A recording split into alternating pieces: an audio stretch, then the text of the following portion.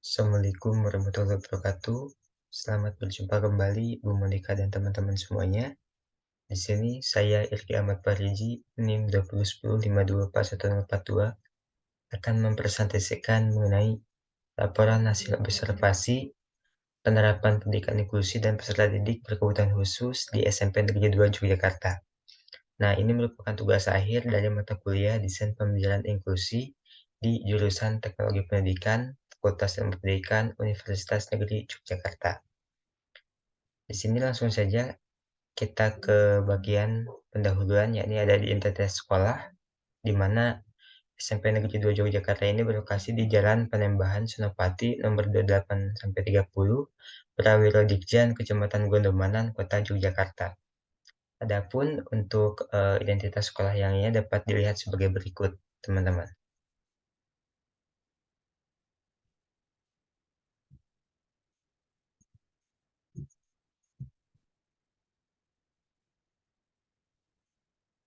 Nah, di sini kita akan langsung saja loncat ke bagian penerapan pendidikan inklusi. Nah, di sini penerapan pendidikan inklusi secara nasional ini sudah dimulai sejak beberapa tahun belakang oleh pemerintah lewat Kementerian Pendidikan. Nah, tindak lanjut terkait hal tersebut kemudian dilaksanakan oleh masing-masing dinas pendidikan setempat, di mana salah satunya di wilayah Kota Yogyakarta. Oleh karena itu, SMPN 2 Yogyakarta ini turut ikut serta melaksanakan konsep pendidikan inklusi dan ramah ABK di sekolah tersebut. Nah, untuk pelaksanaan sekolah berbasis inklusi di SMPN 2 Yogyakarta ini baru mulai dilaksanakan sejak 3 tahun lalu, tepatnya pada tahun ajaran 2018-2019. Namun, kegiatan pendidikan ini sempat terkendala masalah pandemi COVID-19. Kemudian setelah sekolah dapat berjalan kembali, maka sistem pendidikan inklusi ini dapat diterapkan dan berjalan seperti biasanya. Adapun, untuk kurikulum yang digunakan pada pendidikan inklusi di SMPN 2 Yogyakarta ini menerapkan sistem kurikulum modifikasi dan PPI atau program pembelajaran individual. Kurikulum tersebut disesuaikan dengan kebutuhan peserta didik ABK sehingga tiap peserta didik dapat mengembangkan potensinya secara optimal. Lanjut kita ke bagian isi, di mana di sini identitas ABK yang diamati. Di sini identitas ABK yang saya amati adalah berinisial MRAS dikarenakan privasi dari pihak sekolah dan juga pihak guru pendamping khusus. Dia berada di kelas 7D, berusia 14 tahun dan berjenis kelamin laki-laki. Untuk jenis ABK-nya sendiri, dia tipikal intelektual defektif, yakni memiliki IQ 57 atau kecerdasannya setara dengan anak usia 8 tahun. Nah, secara umum profil si R ini adalah anak terakhir dari 3 bersaudara, kedua kakaknya tidak memiliki kekhususan. R ini cenderung pasif di kelas dan cenderung terlihat menyendiri. Nah, ketika pembelajaran ini, R lebih banyak diam dan mendengarkan. Dan juga, R paling ini dekat-dekat ibunya, ketika dengan di rumah, R ini sering dimarahi oleh kakak-kakaknya jika dia terlihat malas atau melakukan kesalahan. Nah, ketika masih SD juga, R ini juga sering dimarahi oleh gurunya. Itu profil MRAS secara umum. Kemudian kita akan menuju ke hasil, wawancara dengan guru pendamping khusus dan guru mata pelajaran. Nah, hasil wawancara ini memuat mulai dari model kurikulum, penerimaan peserta didik baru, penerapan kurikulum pembelajaran, hingga proses evaluasi dan kelulusan dari peserta didik yang ABK tersebut. Nah, berikut, hasil dari wawancara penulis dengan guru pendamping khusus dan beberapa guru mata pelajaran yang mengampu pendidikan inklusi di SMP Negeri 2 Yogyakarta. Bisa dilihat dari jenis model kurikulum yang diterapkan itu seperti apa. Di sini akan menjelaskan terkait bagaimana, kurikulum yang dipakai, apakah model kurikulum untuk anak ABK itu setelah strategi apa yang digunakan. Untuk kurikulumnya sendiri ini secara umum adalah kurikulum 2013 untuk anak normal, dan untuk, teman-teman ABK ini menggunakan kurikulum modifikasi dan juga PPI. Untuk penggunaan metode, strategi, dan sebagainya ini disesuaikan dengan individu dan juga peserta didik ABK sendiri, sehingga modifikasi ataupun PP ini hanya diterapkan apabila, dirasa diperlukan begitu. Untuk hambatannya sendiri ini tentunya banyak, mulai daripada, mengatur kelas seperti apa, serta melakukan pengawasan-pengawasan yang, sifatnya ini menyeluruh selama 1 hari di sekolah.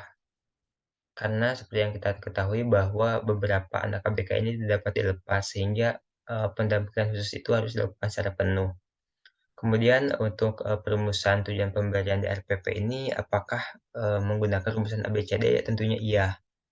Dari pihak sekolah dan juga pihak, guru pelajaran ini mengakui bahwa ABCD ini sudah diterapkan, akan tetapi untuk, RPP-nya sendiri secara umum itu tidak berbeda, kecuali mereka yang menggunakan, kurikulum jenisnya PPI.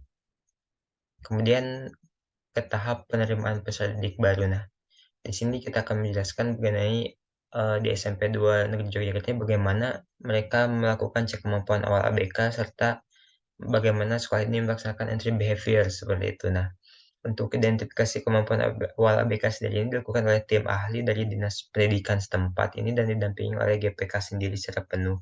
Untuk entry behavior sendiri ini dilaksanakan dengan pendampingan GPK juga. Kemudian masuk ke proses penerapan pembelajaran di kelas. Nah, di sini akan menaik beberapa poin juga seperti apakah, ada penerapan universal design for learning. Nah, di sini, di SMPN 2 Yogyakarta ini sendiri untuk UDL ini tampaknya, belum cukup familiar ya untuk di kalangan guru mata pelajaran, berbeda mungkin halnya dengan GPK atau guru pendamping khusus, di mana universal design for learning ini menjadi bagian dari, pendidikannya secara khusus begitu. Kemudian apakah guru ini memiliki tembok untuk ABK? Nah tentunya, tiap guru ini memiliki temboknya masing-masing untuk, mereka mengajar di kelas, termasuk juga untuk ABK. Kemudian bahan ajar yang harus digunakan ini tampaknya tidak ada perbedaan secara umum bagi mereka, anak-anak normal maupun anak-anak ABK, dalam jenis bahan ajar yang digunakan. Kemudian untuk penyediaan bahan ajarnya, mereka masih bergantung full secara penuh ke sekolah. Kemudian apakah guru ini melakukan analisis kebutuhan sebelum menggunakan bahan ajar tersebut? Jawabannya untuk mereka iya, tetapi ada sedikit perbedaan untuk GPK di mana, mereka menggunakan analisis kebutuhannya ini secara individual ataupun tercustom gitu, sesuai dengan kebutuhan si peserta didik ABK tersebut. Kemudian masuk ke tahap, proses evaluasi, penilaian, dan kelulusan. Nah, untuk alat penilaian ini tampaknya sama, secara formatif maupun sumatif antara anak normal dengan ABK. Kemudian evaluasi sumatif dan formatif ini dilakukan 2 kali. Jadi, setelah melakukan evaluasi dari tahap, guru mata pelajaran, guru pendamping khusus ini kembali melakukan proses penilaian dan evaluasi juga, begitu ya. Untuk, bagaimana kelulusan ABK tampaknya tidak ada perbedaan yang dilakukan antara proses kelulusan peserta didik yang normal dengan peserta didik yang, ABK begitu ataupun, lewat pendidikan inklusi, mereka semuanya disamakan. Itu untuk hasil wawancara kami dengan, guru pendamping khusus dan guru mata pelajaran.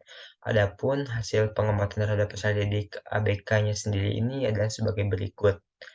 Nah, hasil pengamatan ini, memuat profil dari peserta didik ABK yang Putus amati, berinisial MRAS atau dalam laporan ini kita sebut Ananda R saja, yang memuat, kurang lebih kelebihan, kekurangan, dan perkembangan si MRAS ini selama pembelajaran dalam 3 bulan terakhir dengan menggunakan kurikulum program pembelajaran khusus. Nah, berikut teman-teman bisa lihat dari aspek akademik dan non-akademik itu seperti apa. Di sini dijelaskan salah satunya adalah, bahwa Ananda R ini sudah mampu membaca, menulis, dan operasi hitung penjumlahan, pengurangan, perkalian, dan pembagian dalam bentuk sederhana. Adapun dari misalkan segi kognitif, si Ananda R ini masih kesulitan dalam menyelesaikan tugas-tugas yang berhubungan dengan analisis seperti soal cerita dan perhitungan yang lebih kompleks begitu. Kemudian dalam hal emosi, nah si Ananda R ini jarang memperlihatkan emosinya ketika di kelas. Sebagian besar hanya diam, namun sering menunjukkan emosinya ketika di rumah kepada ibunya, terutama ketika sedang merasa marah ataupun kesal. Kemudian kita masuk ke tahap aspek komunikasinya, bisa dilihat salah satunya ini ketika di kelas si Ananda R ini lebih banyak diam, bahkan ketika jam istirahat.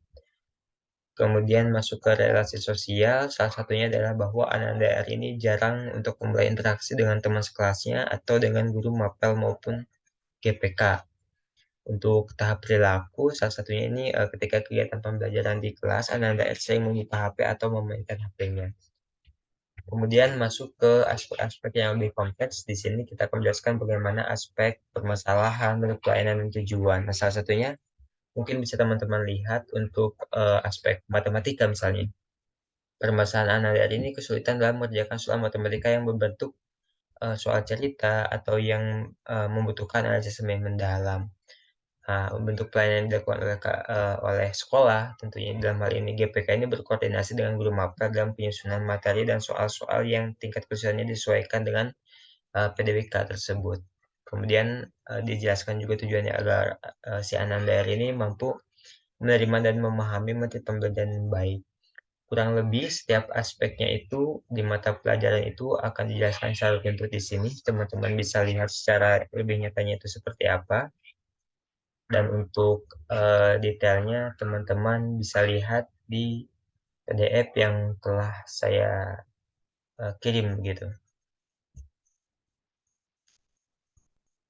Di sini cukup di sini cukup luas cakupan aspek yang dibahas, mulai dari aspek-aspek dalam mata pelajaran hingga di sini kita masuk ke aspek-aspek bagian seperti relasi sosial di mana si Anandar ini lebih terlihat pasif, duduk sendiri, serta bagaimana bentuk pelayanan dilakukan oleh sekolah hingga tujuan dilakukannya pelayanan tersebut. Sini bisa teman-teman lihat. Nah, demikian untuk hasil pengamatan langsung kami ke sekolah, khususnya ke Ananda R ini, di mana dia mempunyai IQ di bawah rata-rata ataupun berada pada tahap mungkin teman-teman bisa lihatnya ini intelektual defektif begitu ya.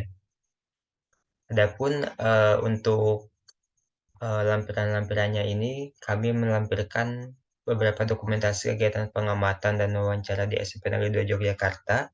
Akan tetapi untuk beberapa komponen ini tidak dapat lampirkan foto dokumentasinya karena kebijakan privasi dari sekolah dan guru pendamping khusus sehingga foto-foto dokumentasi di bawah ini sangat terbatas seperti dokumentasi ketika kita mengamati si peserta didik itu tidak dapat kami lampirkan begitu. Di sini ada wawancara kami dengan guru pendamping khusus, kemudian wawancara kami dengan guru mata pelajaran, kemudian contoh format PPI dari MRAS ini bisa dilihat di sini di bagian lampiran-lampiran dicantumkan cukup lengkap dalam 3 bulan terakhir, hingga ke contoh jurnal peserta didik ABK yang ada. Nah, begitulah teman-teman dan Bu Monika semuanya laporan hasil observasi dari penerapan pendidikan inklusi dan peserta didik berkebutuhan khusus yang saya lakukan di SMP Negeri 2 Yogyakarta. Untuk kurang lebihnya saya mohon maaf. Demikian presentasi dari saya. Terima kasih atas perhatiannya. Wassalamualaikum warahmatullahi wabarakatuh.